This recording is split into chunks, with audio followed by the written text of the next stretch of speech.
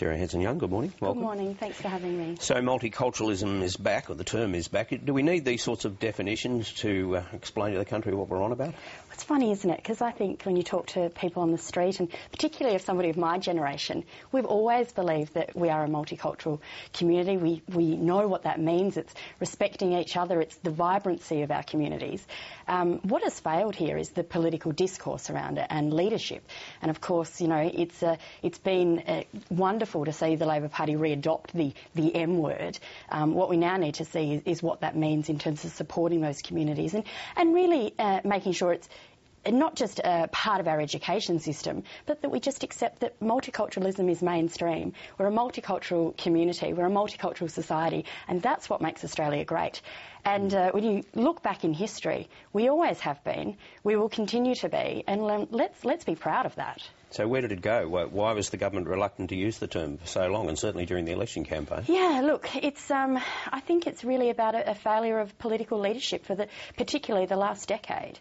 And we saw the cultural wars and the history wars and people wanting to make mileage for their own political gain out of this. But I think the community and people who go about their everyday business, it was never a problem for them. It's political leadership that's been the problem. Well, let's talk about this 9-year-old orphan boy. Described by one lawyer this week as a ping-pong ball. What did you make of the government's handling of that? I think the government's handling of Sina's case, in particular the 9-year-old boy that you talk about, was a debacle, to say the least. You know, this is a young boy who, the day after the tragedy, when we learnt that he had become orphaned because he'd lost both of his parents, I came out clearly and said to the Minister, this boy, along with the other orphans, along with the other survivors, should be brought to the mainland, because we know these people are going to be suffering above and beyond the normal trauma of asylum seekers who have fled persecution and torture.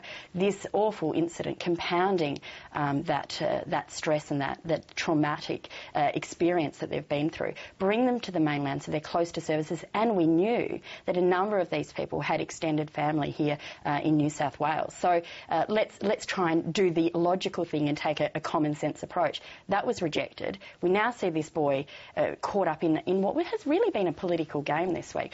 I don't think anyone wants to see another week that we saw, both from the opposition, of course, and also from the government. I don't think it was a particularly high point for any of them. But then this case got a lot of attention, but there are, something like 1,000 kids in detention? There's 1,065 kids in detention to date. And, of course, when we saw Chris Bowen the Minister make announcements in October around the need to try and move children out of detention, there's just over 600. So since October to now, those numbers have risen. And while there's been a commitment to enact the power that the Minister already has had since 2005 to make a discretion to allow children and their families to move out, it's definitely not happening as fast as it should be. So what should be done? Well, look, I think we need to fast-track the process and get those kids and their families out of detention. That's an absolute must. But we also need to fix things for the longer term. How come we've got to a stage where there's 1,000 kids in detention? You know, regardless of what people's political opinions on this issue is in terms of the overall strategy of dealing with asylum seekers and the various different visa applications and processes, most people that you would talk to on the street, most parliamentarians would argue that kids do not belong in detention. And if we believe that, well, let's do something to fix it.